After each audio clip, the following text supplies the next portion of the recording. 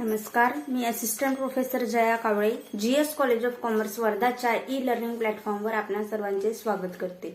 तर विद्यार्थी मित्रांनो, आजचं आपलं लेक्चर आहे फायनान्शियल अकाउंटिंग 6th सेमिस्टरसाठी financial accounting A section. Okay, तर विद्यार्थी मित्रांनो, आपण फर्स्ट युनिट आपलं कंप्लीट केलेलं आहे। फर्स्ट युनिटमध्ये आपण बघितले आपल्या फायनान्शियल अकाउंटिंगच्या फर्स्ट युनिटमध्ये आपण होल्डिंग कंपनीचे काही प्रॉब्लेम्स बघितलेले आहेत।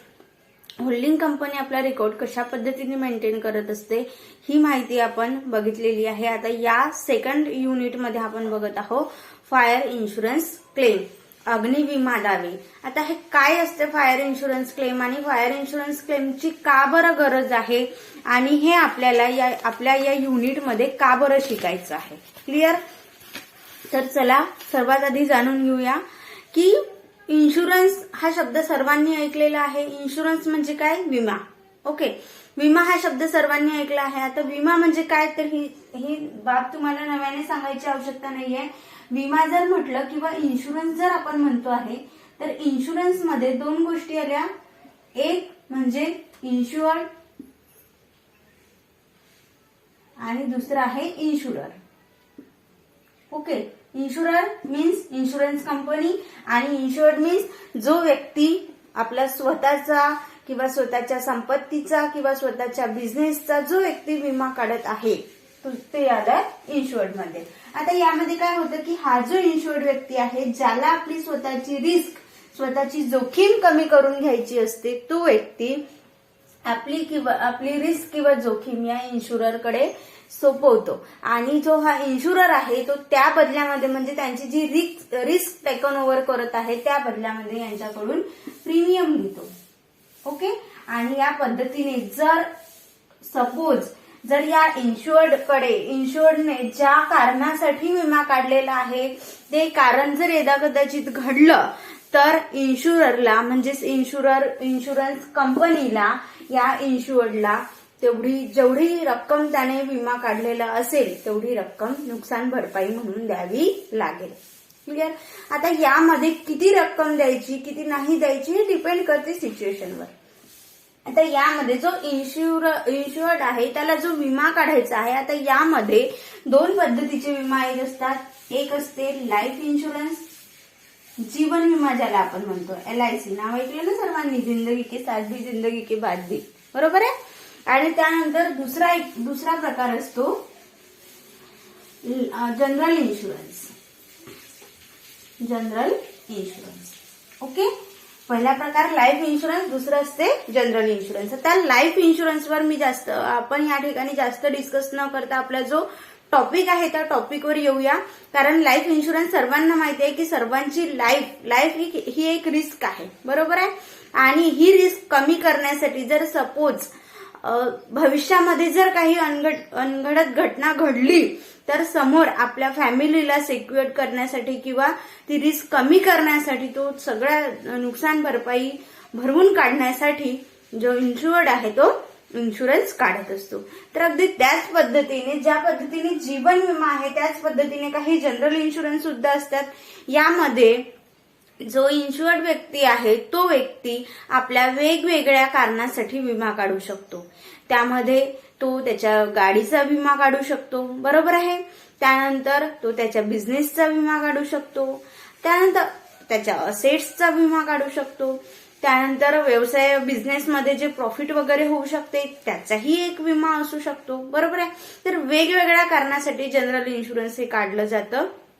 त्यामध्ये जर सपोज आता आपण उदाहरण घेऊया की सपोज जर एक व्यावसायिक आहे, एक बिझनेसमॅन आहे आणि सपोज जर त्याच्या व्यवसायामध्ये जर काही दिवसानंतर आग लागली आहे, बरोबर आहे, किंवा माल चोरीला गेलेला आहे, असे काही अनेक कारणं घडू शकतात की ज्यामुळे या व्यावसायिकाला नुकसान होत असते।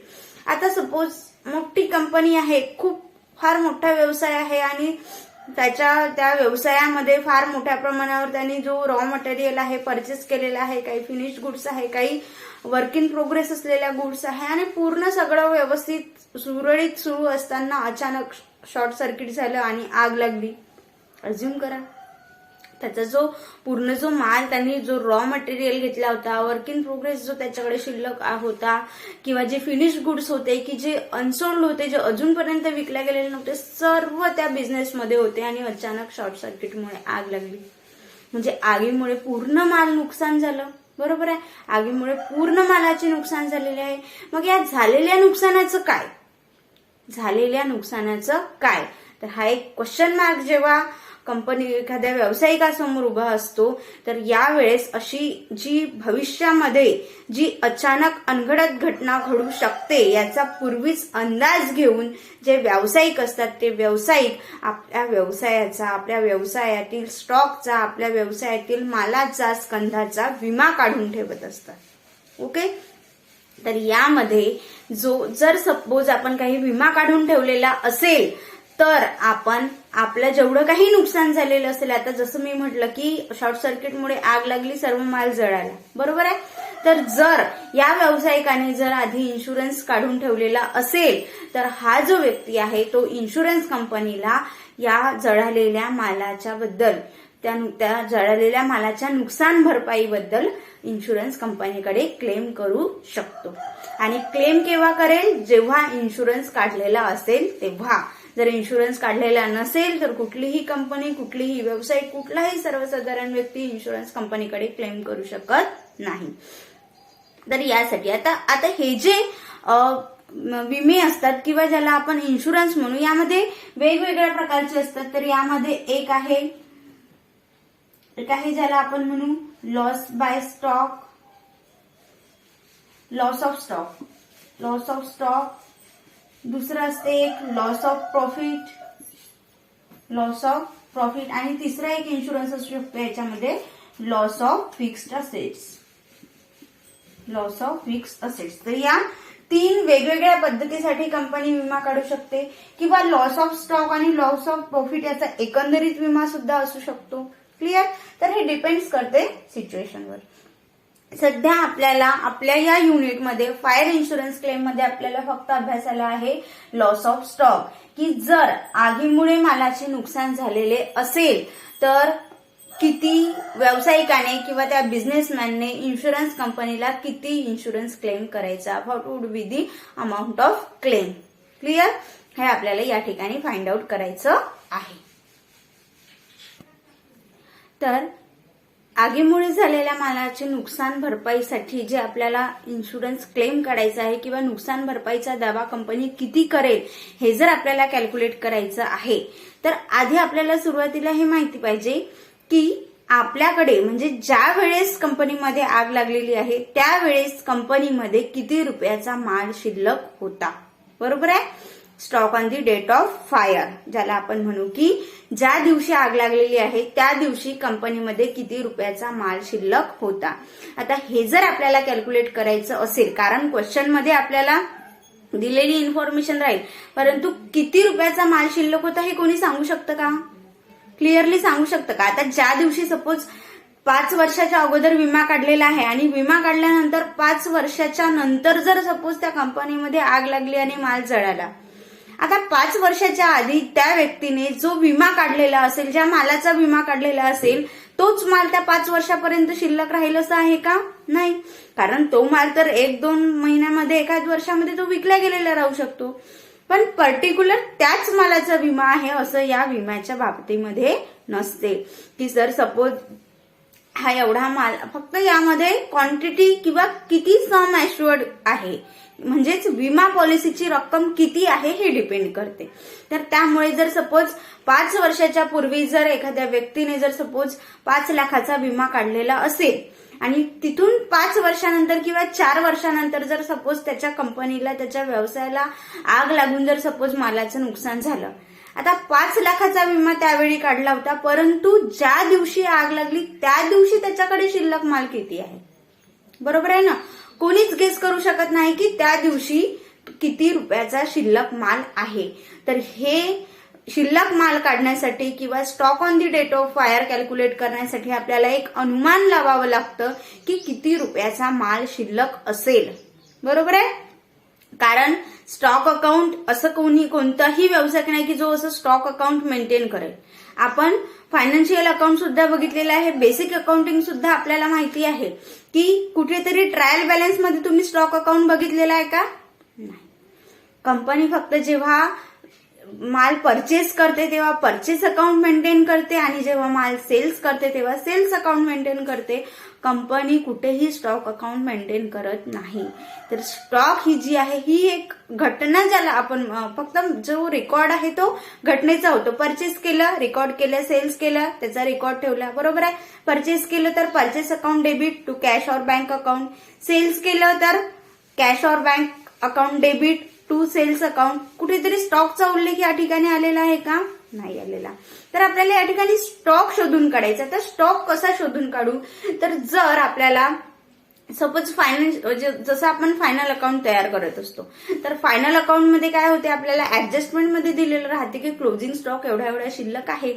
एकतर त्याचा अनुमान लावू शकतो किंवा आपण मॅन्युअली त्याचं कॅल्क्युलेशन करू शकतो की किती रुपयाचा माल शिल्लक आहे, किंवा एक अनुमान लावू शकतो की एवढे रुपयाचा आपल्याकडे सुरुवातीला माल होता, त्यानंतर एवढे रुपयाचा आपण परचेस केलेला आहे, टोटल एवढा माल आपल्याकडे झालेला होता आणि आपण सेल्स एवढा आणि आपलं करंट इयरमध्ये एवढं सेल्स झालेलं आहे, म्हणजे शिल्लक किती असेल याचा एक अनुमान, एक अंदाज आपण लावू शकतो.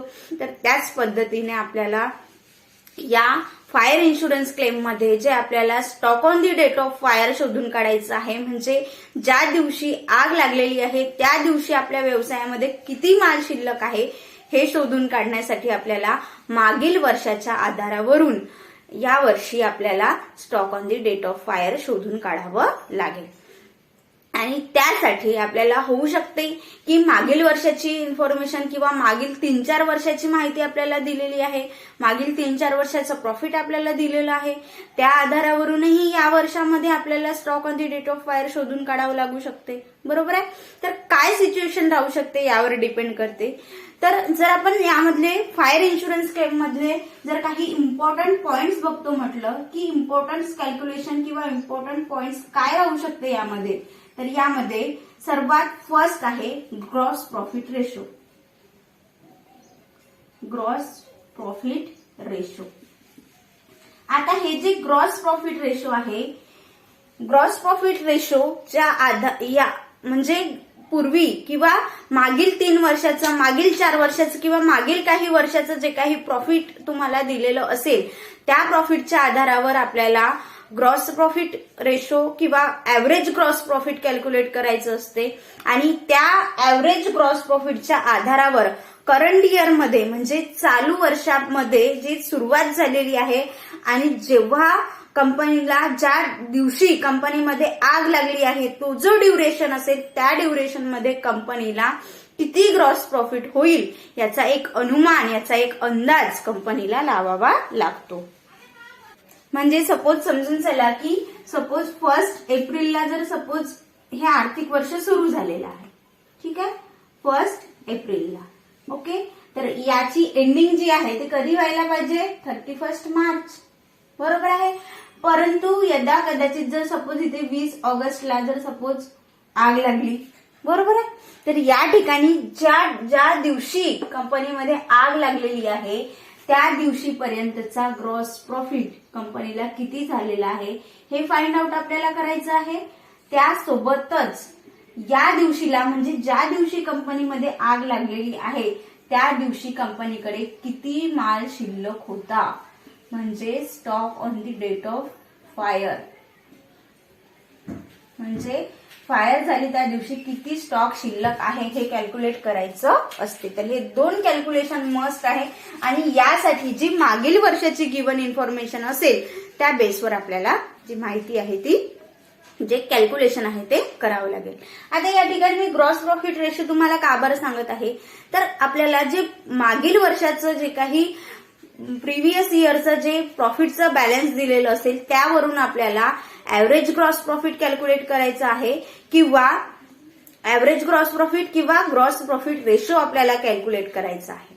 आणि त्या आधारावर आपल्याला जोही या ठिकाणी पर्सेंटेज रेशो येईल, जर सपोज मागील वर्षी जर सपोज काय ग्रॉस प्रॉफिट जर सपोज झालेलं असेल 2 लाख, ओके, मागील वर्षी जर ग्रॉस प्रॉफिट झालेलं असेल सपोज 2 लाख आणि कंपनीचा जर सेल्स आहे सपोज 4 लाख, ओके, तर किती आहे 50%, प्रॉफिट किती होईल 50%. या आधारावर म्हणजे मागील वर्षामध्ये जर सपोज 50% ग्रॉस प्रॉफिट झालेला असेल तर आपल्याला समजायचं आहे की करंट इयर मध्ये सुद्धा 50% ग्रॉस प्रॉफिट होईल. बरोबर आहे. आणि या अंदाजावर ज्या दिवशी आपलं फायनान्शियल इयर सुरू झालेलं आहे त्या दिवसापासून तर ज्या वर्षी कंपनीमध्ये आग लागलेली आहे त्या दिवसापर्यंतचा ग्रॉस प्रॉफिट आपल्याला कॅल्क्युलेट करायचा असतो. आणि म्हणून या ठिकाणी आपल्याला ग्रॉस प्रॉफिटचं कॅल्क्युलेशन आवश्यक आहे. आता ग्रॉस प्रॉफिट काढत असताना जर तुम्हाला प्रिव्हियस इयरची इन्फॉर्मेशन दिलेली आहे तर सरळ सरळ आपण या ठिकाणी ट्रेडिंग अकाउंट तयार करू शकतो आणि ट्रेडिंग अकाउंटवरून ग्रॉस प्रॉफिट, बरोबर आहे, ग्रॉस प्रॉफिट जेवढं आलेलं असेल त्यावरून ग्रॉस प्रॉफिट रेशो आपण काढू शकतो. काय आहे ग्रॉस प्रॉफिट रेशोचा फॉर्म्युला काय राहील, ग्रॉस प्रॉफिट रेशोचा formula gross profit divided by sales multiply by 100. कारण ग्रॉस प्रॉफिट हे नेहमी कशावर असते, सेलवर असते. बरोबर आहे.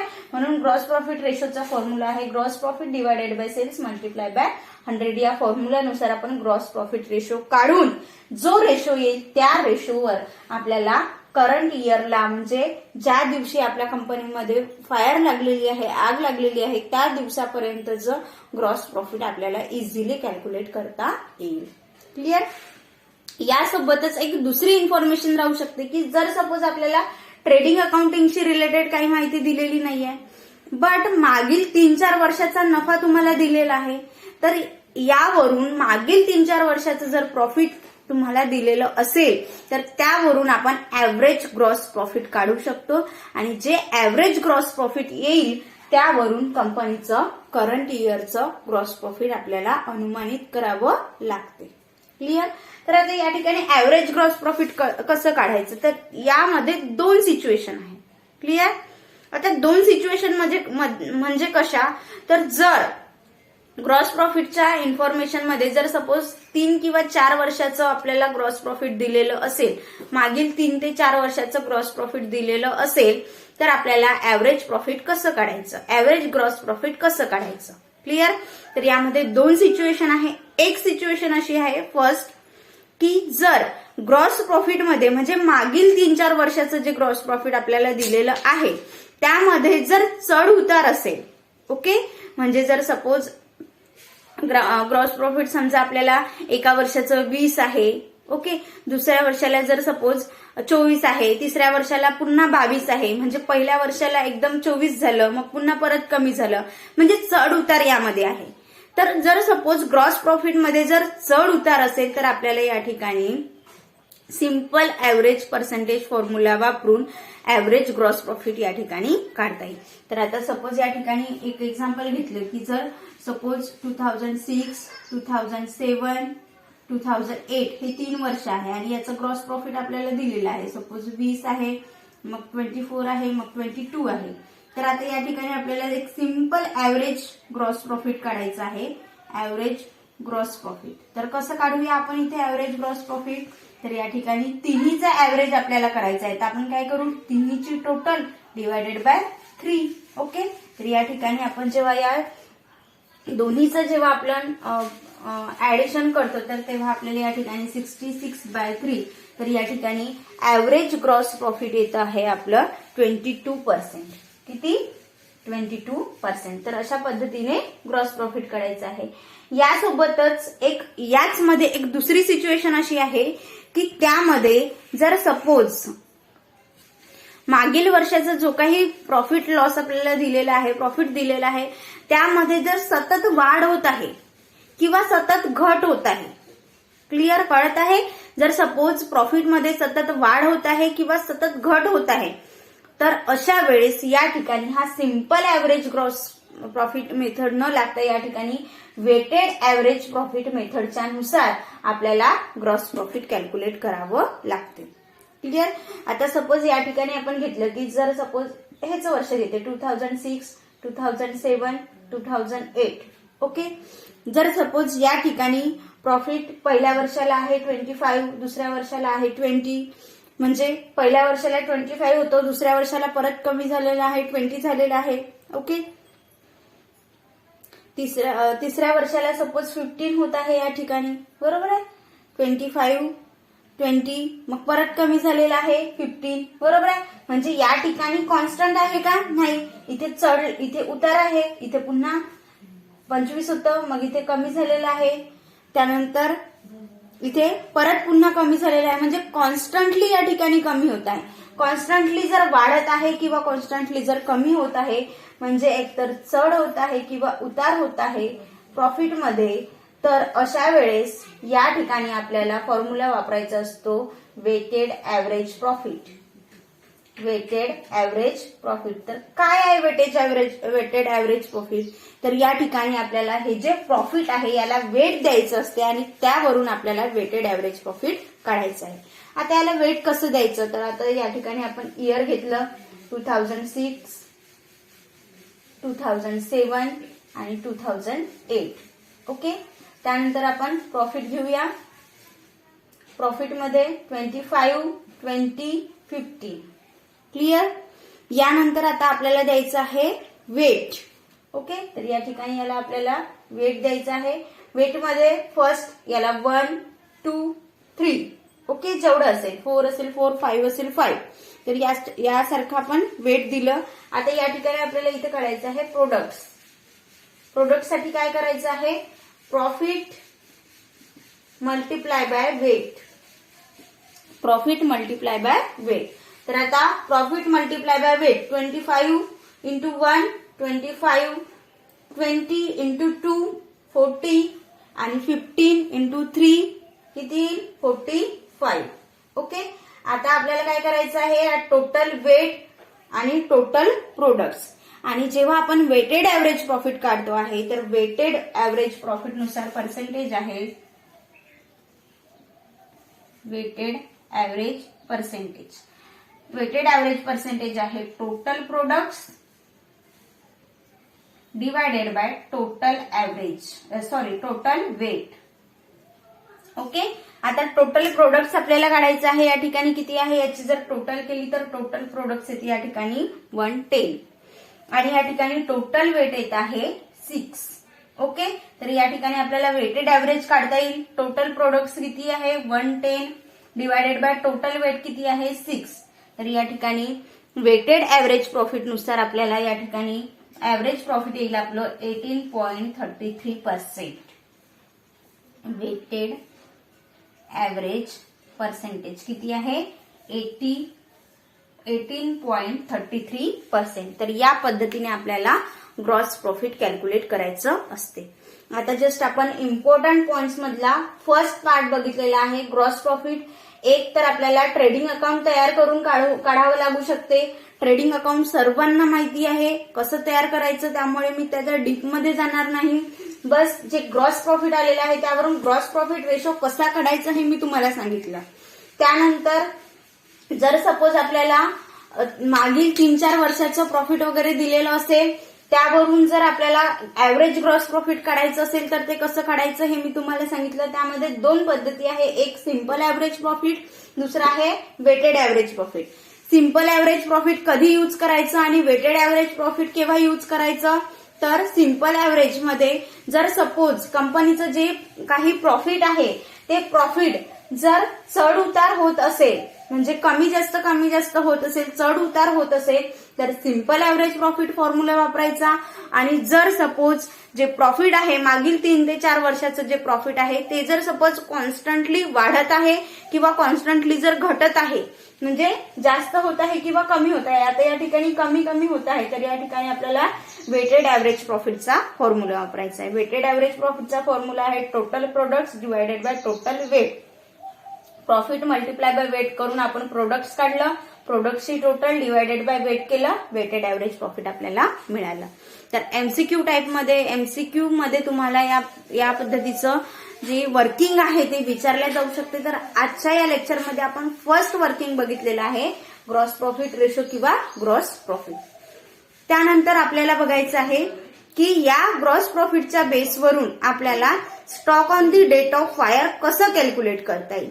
तर stock on the date of fire calculate करण्यासाठी आता ग्रॉस प्रॉफिट आपण मागील वर्षाचं यामध्ये काढलेलं आहे, परंतु करंट इयर मध्ये जर सपोज आपल्याला किती म्हणजे या वर्षामध्ये ज्या ठिकाणी आपलं फायनान्शियल इयर सुरू झालेलं आहे 1 एप्रिल पासून, तर ज्या ठिकाणी कंपनीमध्ये आग लागलेली आहे किंवा माल जळालेला आहे त्या दिवसापर्यंतचं ग्रॉस प्रॉफिट आपल्याला कॅल्क्युलेट करावं लागेल. त्यासोबतच आपल्याला त्या दिवसाचं stock on the date of fire सुद्धा कॅल्क्युलेट करावं लागेल. तर या कॅल्क्युलेशनसाठी किंवा या stock on the date of fire आपल्याला कॅल्क्युलेट करण्यासाठी आपल्याला या ठिकाणी एक अकाउंट क्रिएट करावं लागते आणि त्या अकाउंटचं नाव आहे मेमोरंडम ट्रेडिंग अकाउंट. काय नाव आहे? Memorandum trading account. हे ट्रेडिंग अकाउंट सारखंच असणार आहे. फरक फक्त यामध्ये एवढा आहे की याला आपण घटनात्मक व्यापार खाते म्हणत आहोत, कारण आपण ही घटना या ठिकाणी ऑकर झालेली आहे, या घटनेसाठी आपण ते ट्रेडिंग अकाउंट तयार करत आहोत. म्हणून त्या अकाउंटला घटनात्मक ट्रेडिंग अकाउंट म्हणजेच काय म्हणत आहोत आपण त्याला? घटनात्मक ट्रेडिंग अकाउंट किंवा मेमोरंडम ट्रेडिंग अकाउंट. क्लिअर? तर या पद्धतीने आपल्याला या ठिकाणी मेमोरंडम ट्रेडिंग अकाउंट तयार करायचं आहे आणि त्यावरून आपल्याला stock on the date of fire calculate करायचं आहे. आता कसं असेल मेमोरंडम ट्रेडिंग अकाउंट आणि कशा पद्धतीने आपण stock on the date of fire calculate करू हे बघूया नेक्स्ट लेक्चरमध्ये.